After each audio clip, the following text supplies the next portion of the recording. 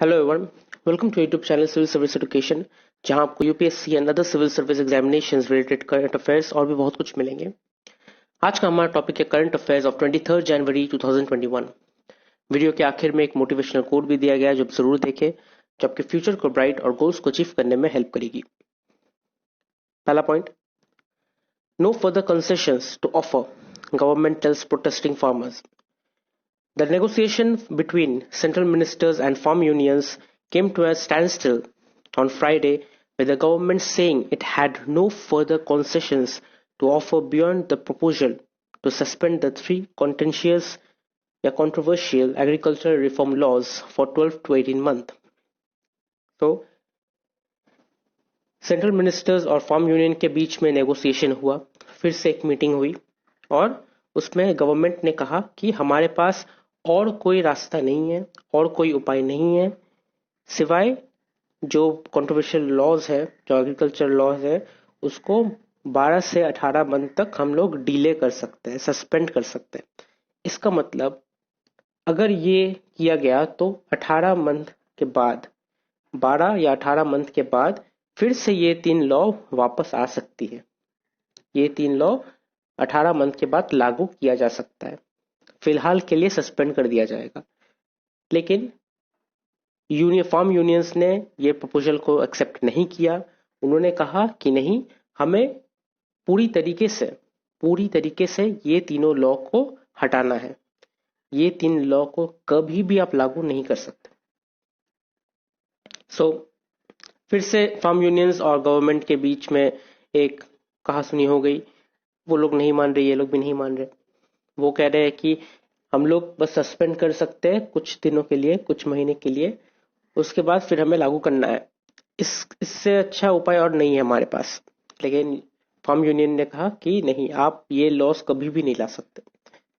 सो अब यहीं पे बातचीत खत्म हो गई, कोई नतीजा नहीं आया और नेक्स्ट मीटिंग का डेट भी फिक्स नहीं किया गया। At the end of the 4-hour meeting, during which ministers and union leaders were only in the same room for 20 minutes, Agriculture Minister Narendra Singh Tomar said the government has already presented its best proposal, urging the unions to reconsider their stand. He said if they responded positively on Saturday, talks could resume. तो ये जो meeting हुई, 4 our meeting हुई और agriculture minister Narendra Singh Tomar ने कहा कि ये सबसे बेस्ट प्रपोजल है जो गवर्नमेंट दे सकती है। ये 18 मंथ तक सस्पेंड करने का बेस्ट प्रपोजल है, इससे अच्छा प्रपोजल नहीं दे सकते। तो फार्म यूनियंस इसे फिर से दोबारा सोचे और इसके ऊपर कुछ फैसला करे। लेकिन फार्म यूनियंस ने कह दिया कि वो नहीं करेंगे और उन्होंने ये भी कहा है कि अब हम लोग प्रोटेस्ट और भी ज्यादा धमाकेदार करेंगे। तो अब 26 जनवरी को ट्रैक्टर परेड होगा, उसके बाद और भी ज्यादा अग्रेसिव प्रोटेस्ट की जाएगी। Next, over 2.2 lakh people vaccinated against COVID-19 on 7th day.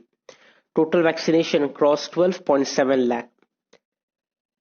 As many as 2,28,563 beneficiaries were vaccinated against COVID-19 on Friday, which was the 7th day of the countrywide massive exercise. With this, the total number of beneficiaries who received jab surpassed 12.7 lakh. 12,72,097 beneficiaries total got vaccine in 7 days, said Union Health Ministry. So Union Health Ministry का कहना है कि 7th day में, 7वें दिन, vaccination के 7वें दिन 2,28,000 से ज्यादा लोग को वैक्सीनेट किया गया, जो कि बेनिफिशियरीज है, मतलब फ्रंटलाइन वर्कर्स और डॉक्टर्स, इन लोगों को दिया गया वैक्सीन। अब टोटल जाके 7 दिन का टोटल हुआ 12.7 लाख, 12,72,097 पीपल को वैक्सीन दिया गया। A total of 6,230 sessions were held on Friday. Friday को 7वें दिन में 6,230 सेशंस हेल्ड की गई, for the Pan-India vaccination drive. So far, 24,397 sessions have been conducted for the drive. और पूरे 7 दिन में टोटल 7 दिन में 24,397 सेशंस कंडक्ट की गई. According to the ministry, 267 cases of adverse effect after vaccination have been reported till 6 p.m. on the 7th day of the vaccination drive. और 7वें दिन में जो 2,28,000 से ज्यादा लोगों को वैक्सीन की गई, उनमें से 267 केसेस ऐसे आए जिसको साइड इफेक्ट देखी गई, लेकिन कोई हॉस्पिटलाइज्ड नहीं हुआ. Next, Covaxin efficacy against UK strain not proven yet. Bharat Biotech's COVID-19 vaccine candidate, Covaxin, can produce neutralizing antibodies, a requirement to study its efficacy against multiple coronavirus variants, but is yet to demonstrate efficacy against the variant B.1.1.7 or the UK strain, as the new virulent strain is commonly known. So, Covaxin का efficacy UK strain के against कैसा है, ये अभी भी proof नहीं हो पाया. यूके स्ट्रेन है जो कोरोना वायरस का नया पार्ट जो निकला है, जो जिसे कोरोना वायरस कोविड-2 भी कहा जाता है, जिसे B.1.1.7 भी कहा जा रहा है, जिसे यूके स्ट्रेन, कोरोना वायरस का यूके स्ट्रेन भी कहा जा रहा है, जो यूके में स्टार्ट हुआ है और फैला है. तो जो नया वायरस है उसके अगेंस्ट कोवैक्सीन कितना इफेक्टिव है, ये अभी भी प्रूफ नहीं हो पाया. अभी भी ये प्रूफ किया जा रहा है. The study centers around establishing the safety and immune response generated by different doses of the vaccine in 375 volunteers. So, 375 volunteers के ऊपर ये टेस्ट किया गया, डिफरेंट डोज तैयार करके टेस्ट किया गया कि नॉर्मल डोज जो बनाया गया है अगर वो काम नहीं कर रहा, वो इफेक्टिव नहीं है, तो एक डिफरेंट डोज तैयार किया गया और देखा जा रहा है कि उसमें सेफ्टी कैसा है और इम्यून रिस्पॉन्स कैसा है. The author's of the study include scientist from the Indian council of medical research and Bharat biotech. Bharat biotech और ICMR, Indian council of medical research, दोनों साइंटिस्ट मिलकर ये काम कर रही है और अभी भी ये प्रूफ करने में लोग लगे हुए हैं कि नया कोरोना वायरस जो है, जो यूके स्ट्रेन कोरोना वायरस है, उसके खिलाफ कोवैक्सीन कितना इफेक्टिव है.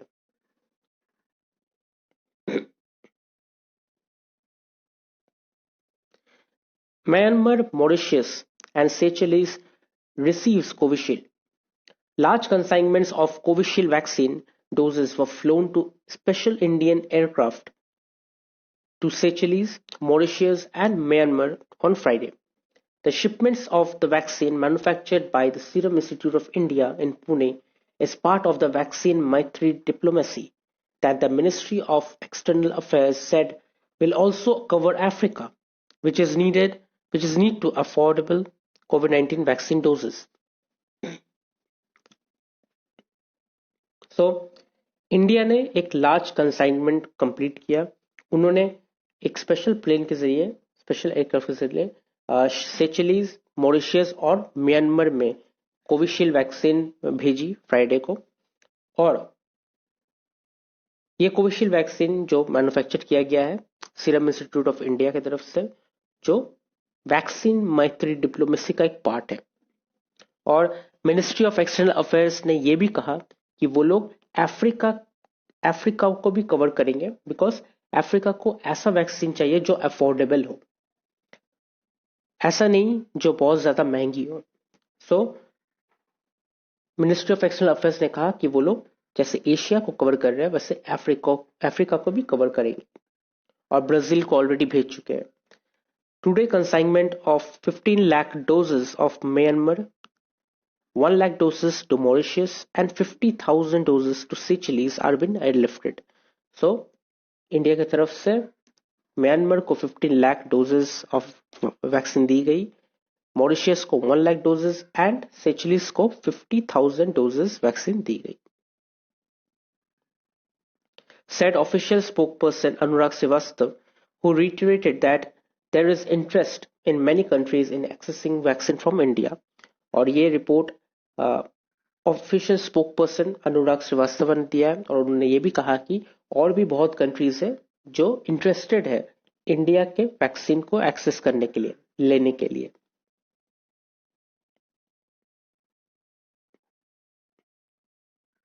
Next, Sarpanches oppose new systems for release of fund.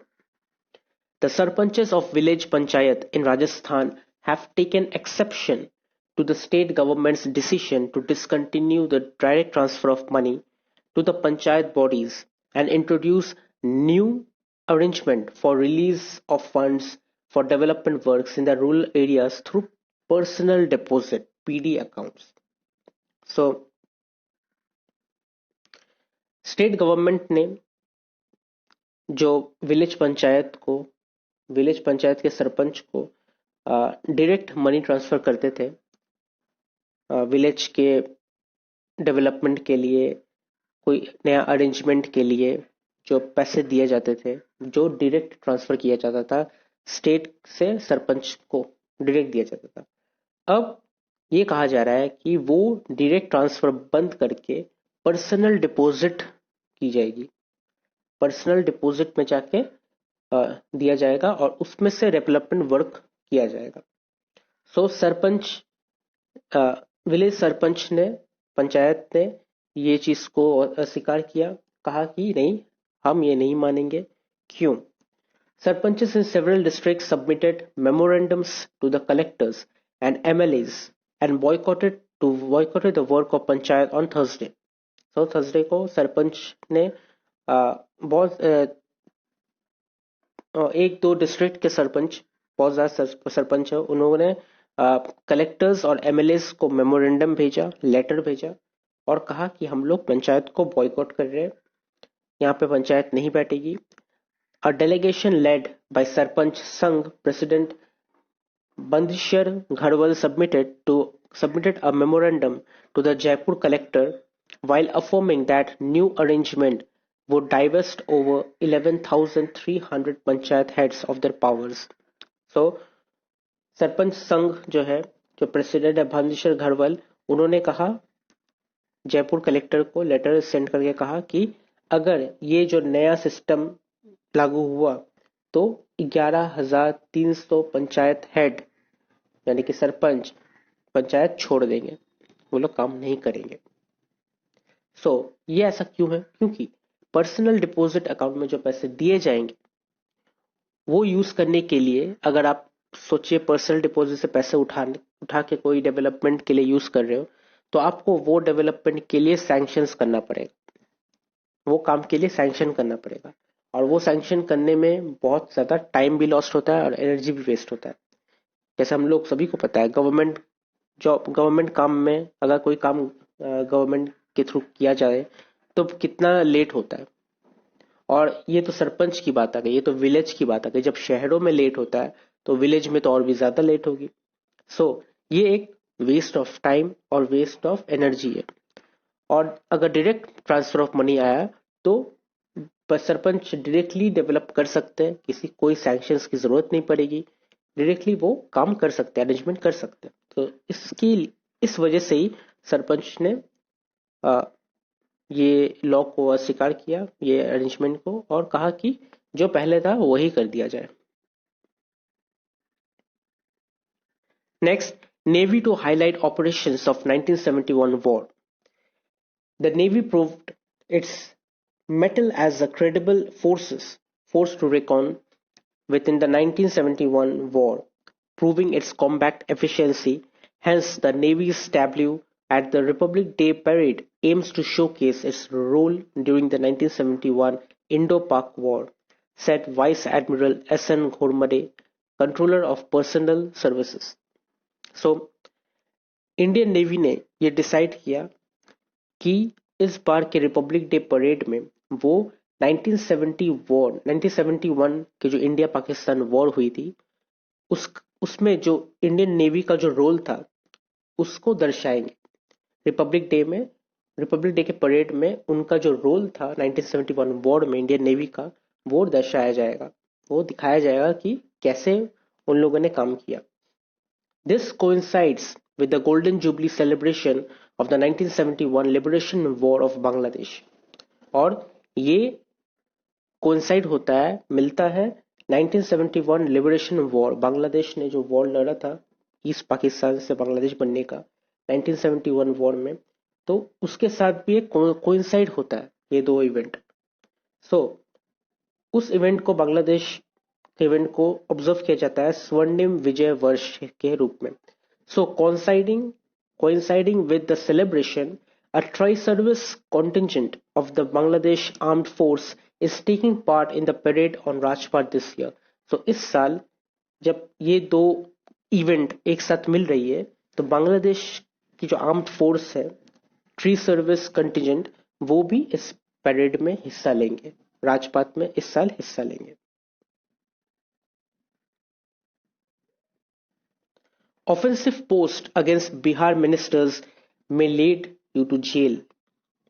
Bihar is set to witness action under cybercrime law against individuals and organizations for offensive comments against the government, its officials, ministers, MPs, MLAs and officials.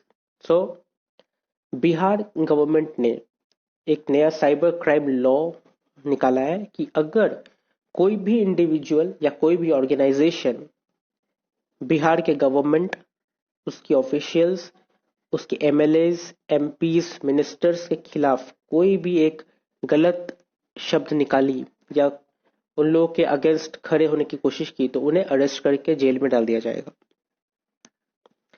And opposition राष्ट्रीय Janata Dal RJD leader Tejashwi Yadav dared Chief Minister Nitish Kumar to send him to jail under the new cyber law for exposing the wrongdoings of the government on social media. So, Tejashwi Yadav जो RJD के leader है, जो बिहार से खड़े होते हैं और बिहार के चीफ मिनिस्टर नीतीश कुमार की ऑपोजिशन पार्टी है, उन्होंने कहा कि उन्होंने चुनौती दी नीतीश कुमार जी को कि ठीक है, अगर आप ये लॉ लागू कर रहे हैं तो आप मुझे जेल भेजें, क्योंकि मैं तो आपका पर्दाफाश करते रहूंगा, मैं आपको एक्सपोज करते रहूंगा, जो आप गलत काम कर रहे हो मैं वो गलत कामों को सोशल मीडिया में डालता रहूंगा, क्योंकि पूरे लोगों को, पूरे इंडिया को देखना चाहिए कि आप क्या कर रहे हो. और इस वजह से आप ये नया साइबर लॉ निकाले हो, क्योंकि आपको डर लग रहा है और इसीलिए आप मुझे भी जेल में डाल सकते हो. तो ठीक है, मैं चुनौती देता हूँ कि आप मुझे डालो जेल में. On social media, Mr. Yadav said as many as 60 scams happened during Nitish Kumar's regime. Nitish Kumar is Bhishma Pitama of corruption, patron of hardened criminals and weak head of the illegal and immoral government. So, Tejashwi Yadav ने कहा कि नीतीश कुमार जी के regime में, उनके government में 60 से ज्यादा scams हुई है. उन्हें भीष्म पितामह कहा जाता है करप्शन का, और वो बहुत सारे क्रिमिनल्स को लीड करते हैं और एक इलीगल और इमोरल पार्टी को भी लीड करते हैं. सो यही साइबर लॉ केरला में भी किया गया था. केरला गवर्नमेंट ने भी लागू करने की कोशिश की थी, लेकिन वहां के अपोजिशन पार्टी ने आवाज उठाई और केरला गवर्नमेंट ने वो लॉ को कैंसिल कर दिया. लेकिन अब बिहार में भी सेम चीज की जा रही है और वहां भी ऑपोजिशन पार्टीज लोग कह रही है कि नहीं, ये लॉ नहीं हो सकती. तो अब देखा जाएगा कि कोर्ट क्या डिसाइड करती है. केरला में कोर्ट ने ये लॉ के अगेंस्ट में फैसला सुनाया था, तो यहाँ पे क्या की जाती है, तो ये देखा जाएगा. Next, RBI move scale based tighter regulatory framework of NBFCs. The Reserve Bank of India has suggested a tougher regulatory framework for the non-banking financial companies sectors to prevent recurrence of any systemic risk of the country's financial system.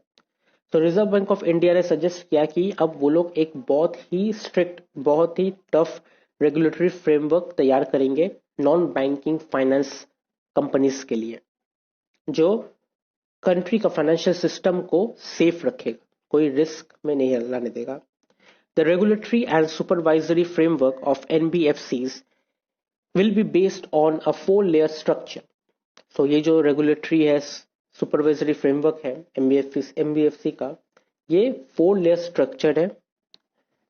Base layer है non banking financial companies का BL, middle layer है NBFC middle layer ML, और upper layer है NBFC UL upper layer, and the top layer. तो ये 4 layer है: base layer, middle layer, upper layer and top layer. If the framework is visualize as a pyramid, अगर इसे हम एक pyramid के तरह देखें, तो पिरामिड का बॉटम हिस्सा जो है वो है NBFC BL base layer, where least regulatory intervention is warranted. यहाँ पे एनबीएफसी का बहुत ही लीस्ट रेगुलेटरी काम जो होता है वो वहां पे किया जाएगा, जो अगर लीक भी हो जाए तो कोई रिस्क नहीं है. उसके बाद है द नेक्स्ट लेयर में कंप्राइज एनबीएफसीज का मिडिल लेयर, जिसमें करंटली क्लासिफाइड एज सिस्टमिकल इम्पोर्टेंट. सो जो फाइनेंशियल सिस्टम का जो इम्पोर्टेंट काम है वो मिडिल लेयर में रहेगा, और इन सबको बहुत ज्यादा मजबूत बनाया जाएगा. तो बेस लेयर जितना मजबूत है, मिडिल लेयर उससे ज्यादा टफ किया जाएगा, तो उससे ज्यादा स्ट्रिक्ट किया जाएगा. अपर लेयर उससे भी ज्यादा स्ट्रिक्ट, और टॉप लेयर सबसे ज्यादा कॉन्फिडेंशियल लेयर होगा. Next, pandemic pushes states borrowings up to 82.5%. States borrowing during April to December 2020 were 82.5% higher compared with the corresponding period of previous year, an account of pandemic according to a study. So states ने अप्रैल to दिसंबर 2020 में 82.5% पैसे बोरो किए, जो कि last year के same duration में इतना नहीं था. लास्ट ईयर का सेम ड्यूरेशन कम था, इस बार बहुत ज्यादा बोरोइंग हुई है. Till December 11 2020 the states netted 4.6 lakh crore through market borrowings. So till 11 December 2020 तक states ने 4.6 lakh crore rupees market borrowing के थ्रू ली है. During April-October 2020, the economy contracted, leading to the decline in GTR by 17%. April to October 2020 में economy contract हुआ, economy negative में चला गया था, और इसके वजह से जो जीटीआर है वो 17% से डिक्लाइन हो गया था. However, despite a 20% fall in consumption, excise duty revenue from petrol and diesel rose by 41%. So 20% fall होने के बावजूद, इतना जो फॉल हुआ कंजम्पशन में, जो 20% फॉल हुआ उसके बावजूद एक्साइज ड्यूटी रेवेन्यू हुआ है पेट्रोल और डीजल में. पेट्रोल और डीजल में जो एक्साइज ड्यूटी होती है वो बड़ा है 41% से, most of which was through CSS and surcharge whose rates were high, और मोस्ट ऑफ जिसका रेट बहुत बढ़ाया गया था उसके वजह से ये 41% तक राइज किया. Next, Biden suspects successful India-US ties. US President Joe Biden respects and values the successful bipartisan relationship the country has with India, White House Press Secretary Jen Psaki has said. So White House के press secretary जेन साकी ने कहा कि US president जो Biden ये respect करते हैं जो इंडिया और यूएस के बीच में जो बाइपार्टीशन रिलेशनशिप है वो अभी भी कामयाब है और सक्सेसफुल है. President Biden, who of course has visited India many times, respects and values the long bipartisan successful relationship between leaders in India and the United States. He looks forward for the continuation of that. So press secretary ने ये कहा कि president Biden जो India में बहुत बार गए हैं, बहुत ज़्यादा रिस्पेक्ट करते हैं, बहुत ज़्यादा वैल्यू करते हैं, और उनका जो रिलेशनशिप है उनके लीडर्स और यूनाइटेड स्टेट्स के बीच ये बहुत सक्सेसफुल है, और इसे ऐसे ही कंटिन्यू करते रहना चाहेंगे. नेक्स्ट इज इंपॉर्टेंट डेज, और 23 जनवरी का इंपॉर्टेंट डे है Netaji Subhash Chandra Bose birthday. And last but not the least is today's quote, और आज का मोटिवेशनल कोट है, life isn't about counting all the things you have lost, it's about increasing the number of important things in it. So life क्या है? Life वो नहीं है जो हम हार चुके हैं उसे गिनते रहेंगे कि मैंने ये हारा, मैं ये हारा, मैं ये हारा, ये मेरा लॉस हो गया, ये मेरा खत्म हो गया। लाइफ ये नहीं है। लाइफ ये है कि हम जितने भी हारे, जितना भी हारे, हमें हमेशा उसमें ध्यान देना चाहिए हम क्या इंक्रीज कर सकते हैं, क्या मेरे लिए इम्पोर्टेंट है, मुझे वो चाहिए। अगर मेरे पास चार चीज है, उसमें से एक इम्पोर्टेंट है, बाकी तीन इम्पोर्टेंट नहीं है, वो बाकी तीन अगर मैं हार गया तो कोई फर्क नहीं पड़ता, मुझे उसके बारे में नहीं सोचना चाहिए। जो इम्पोर्टेंट है उसे कैसे पा सकते हैं, उसे कैसे रख सकते हैं, हमेशा इसके बारे में सोचना चाहिए।